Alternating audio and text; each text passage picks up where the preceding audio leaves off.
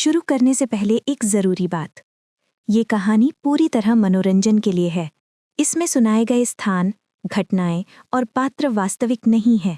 कृपया किसी भी रिचुअल, चुनौती या गतिविधि को वास्तविक जीवन में न आजमाएं। हम किसी भी तरह के अंधविश्वास को बढ़ावा नहीं देते। सुरक्षित रहें और कहानी का आनंद लें। हिमालय कितनी कूल जगह है ना?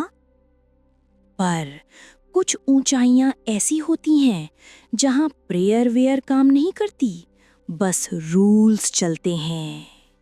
और गांव के लोग कहते हैं जब पहाड़ चुप होते हैं ना तो उनकी आत्माएं बोलती हैं। ये स्टोरी उसी शाप की है जिसे लोग डायन नहीं, लाल परी कहते हैं।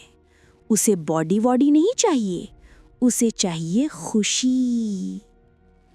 मेरा दोस्त है अमन, 16 साल का।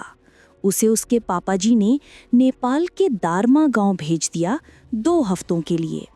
यार वो गांव बर्फ से भरा था। वहां पहुंचना इतना मुश्किल था कि अमन को लगा बस हो गया, दुनिया खत्म। गांव में ना एक अजीब सी चुप्पी थी। लोग कम बोलते थे और उनकी आंखें हमेशा अंधेरे को घूर रही होती थीं। एक दिन अमन की दादी सीता उसे घर के बाहर लगी टूटी हुई देवदार की बाड़ के पास लाईं। दादी सीता अपनी शॉल कसकर लपेटते हुए एकदम धीमी आवाज में, सुन बेटा, ये बाड़ कोई दीवार नहीं है, ये नियम है। इस बाड़ के उस पार कभी मत जाना। अमन हंसते हुए, क्यों दादी, वहां कौन है, कोई जंगली जानवर? दादी सीता डर के मारे, वहां वो है जिसे हम अब नाम नहीं लेते, लाल परी। वो बर्फीले तूफानों में रहती है। गांव वाले कहते हैं कि जब उसके बच्चे भूख से मर गए थे ना तो उसने पहाड़ को ही शाप दे दिया, अगर तू बाढ़ पार करेगा ना तो तू उसकी नजर में आ जाएगा और वो तेरी सबसे प्यारी चीज चुरा लेगी। अमन, सबसे प्यारी चीज? पैसे? दादी सीता आंखों में डर, नहीं, तेरी खुशी, तेरी हंसी। वो तेरी आत्मा से उसे खींच लेगी और तुझे बस निराशा मिलेगी।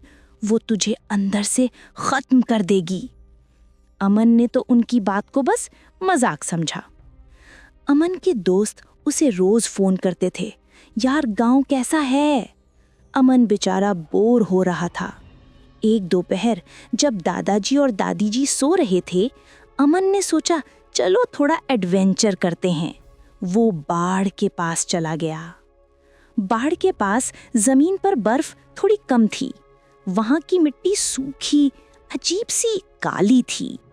अमन अपने फोन पर वीडियो बनाते हुए फुसफुसाहट में, मैं दारमा गांव की लाल परी की बाउंड्री पर हूं। देखो, ये सिर्फ पुरानी लकड़ी है, कोई शाप वाप नहीं। उसने लापरवाही से बाड़ के ऊपर से एक पैर बाहर रखा, बस एक छोटा सा स्टेप लिया, पर हवा में अचानक जबरदस्त ठंड फैल गई, जैसे किसी ने बर्फ को सीधे उसकी नसों में डाल दिया हो। तभी उसकी नजर जमीन पर पड़ी। बाड़ के ठीक बाहर उसे एक छोटी चमकीली लाल चूड़ी दिखाई दी। वो इतनी सुंदर थी कि अमन ने सोचा, यार ये तो कूल है। वो चूड़ी कोई नॉर्मल चीज नहीं थी, वो बुलावा था, उस डायन का पहला दांव। अमन ने चूड़ी उठाई। जैसे ही उसने चूड़ी को छुआ, उसके कान में एक बहुत धीमी खुश बच्चे की हंसी सुनाई दी। वो हंसी हवा में तेजी से घूमी, फिर अचानक बंद हो गई, जैसे किसी ने बटन ऑफ कर दिया हो। अमन का दिल जोर से धड़का। उसने चूड़ी को जल्दी से जेब में रखा और वापस घर भाग आया। हवा टाइट हो गई थी उसकी। अगले दिन अमन ने देखा कि उसकी दादी सीता बदल गई हैं। वो पहले हमेशा खुश रहती थीं, गाने गाती थीं, लेकिन अब उनका चेहरा शांत, स्थिर था। वो कोई आवाज नहीं निकाल रही थीं। अमन, दादी, अरे क्या हुआ, ठीक हो? दादी सीता एकदम सपाट, बिना किसी इमोशन वाली आवाज में, हाँ मैं ठीक हूँ। उनकी आवाज ठीक थी, लेकिन उसमें खुशी बिल्कुल नहीं थी।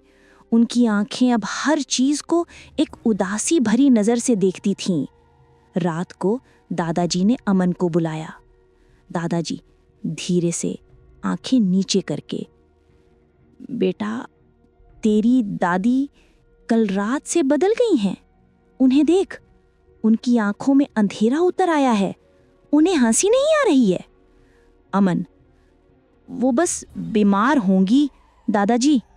दादाजी, नहीं, मैंने उन्हें आखिरी बार कल सुबह हंसते हुए देखा था, बाड़ के पास जाने से ठीक पहले। लगता है डायन ने अपनी नजर उन पर डाल दी है। वो धीरे धीरे उनकी खुशी चुरा रही है, वो उन्हें अंदर से खत्म कर रही है। अमन डर गया। उसे याद आया उसने चूड़ी उठाई थी और हंसी रुक गई थी। डायन ने शायद दादी की खुशी को सबसे पहले टारगेट किया था। अमन जानता था कि उसे उस चूड़ी को वापस बाड़ के पार फेंकना ही पड़ेगा। उसने अपने कमरे में जाकर चूड़ी निकाली।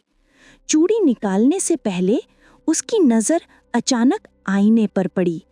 उसने आईने में देखा, आईने में उसे अपनी परछाई दिखी और उसके बगल में दादी सीता की परछाई खड़ी थी।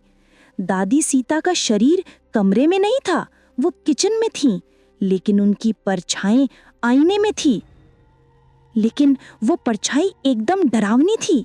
दादी सीता की परछाई का चेहरा खुशी से भरा हुआ था।